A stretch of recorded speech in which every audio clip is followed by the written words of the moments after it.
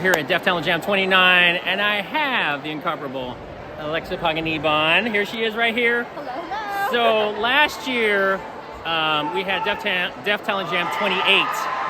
And go ahead and tell us about, first of all, what your role in UFFSA was. So last year I was FSA's executive president. Oh, I almost had a flashback to 2 years ago because it's been so long since we've had DTJ in person. Right.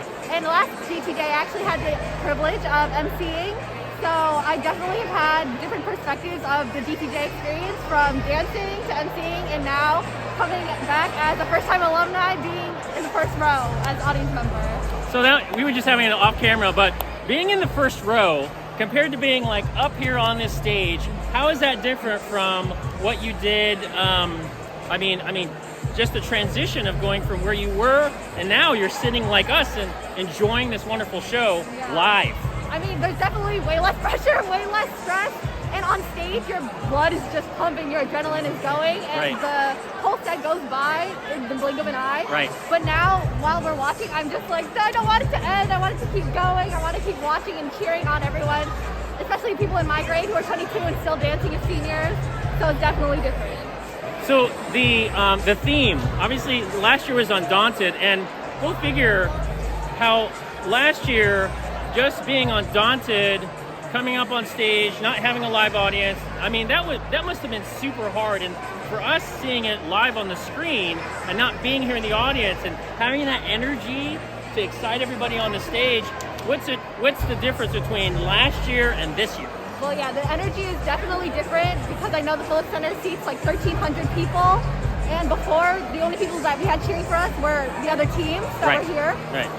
But even then, we would draw energy off of each other and just appreciate the few people that we could have in the building, along with like the staff, and then the judges, as well as all the DPJ committee. But yeah, having Phillips Center pretty full now and seeing like a bunch of people in the balconies, it just feels like we're coming back, and it really does encapture the theme, like Elan coming back to life. Yeah, coming back to life. I mean, seeing her back to life right here in the front and center the whole time. Her hands are up, she's cheering, she's clapping. And so, I mean, that must be exciting just to sit there in the front row cheering on not just her Wolfpack, but all these amazing sets that, I mean, tell us about the set. What do you think about the Elan Vital theme and how they put it together for this first half of Deaf Talent Jam 29? It's incredible. I swear every year the quality of each set just gets better and better. Right. And I think now, especially in the past maybe 2 or 3 years, all of the teams are getting a better sense of how to include the theme within their set and how to create a story for the audience. So it's less of watching them perform 5 songs that are in isolation, and everything just moves as one coherent story. Yeah, that's one thing that it amazed me. Each of the teams, they're so close in technicality, and then, like she mentioned before, the story aspect really has come about for this particular theme. It's beautiful to see. You're in awe at watching them all move, like you said, all at once. So one last thing that we got to mention here is that you're a graduate of UF, and so what are you doing now? Now that you've graduated? So I'm actually in the middle of my gap year. I'm studying for the LSAT currently, and I'm going to be applying to law school for the 2022 cycle. Wow, going to law school. I mean, that's incredible. So just like her and all the other FSA alumni, we move on from this. But how important is it for us alumni to come back and support Deaf Talent Jam? I mean, this is the 29th year. Right. I mean, it's the most important thing to know that generation after generation, FSA impacts us the same way, and that we continually have that cycle of support, so that this event and all the other FSA events continue to happen for years after we're gone. Because I know, like, my parents were here, I'm here, my sister is here, and eventually my youngest sister will probably be here too. And knowing that generations of the same family can relate back to each other in the events that we are participating in now is pretty great. I mean, that's neat to see as a family, to have a legacy.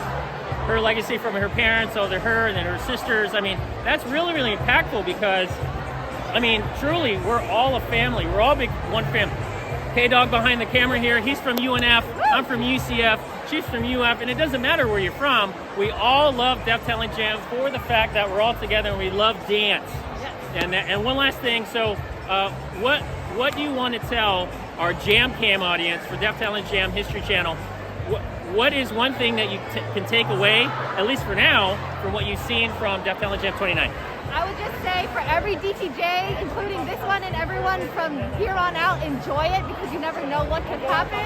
And just know that no matter what DTJ you watch, it's always going to be different and you're always going to take something new away from it.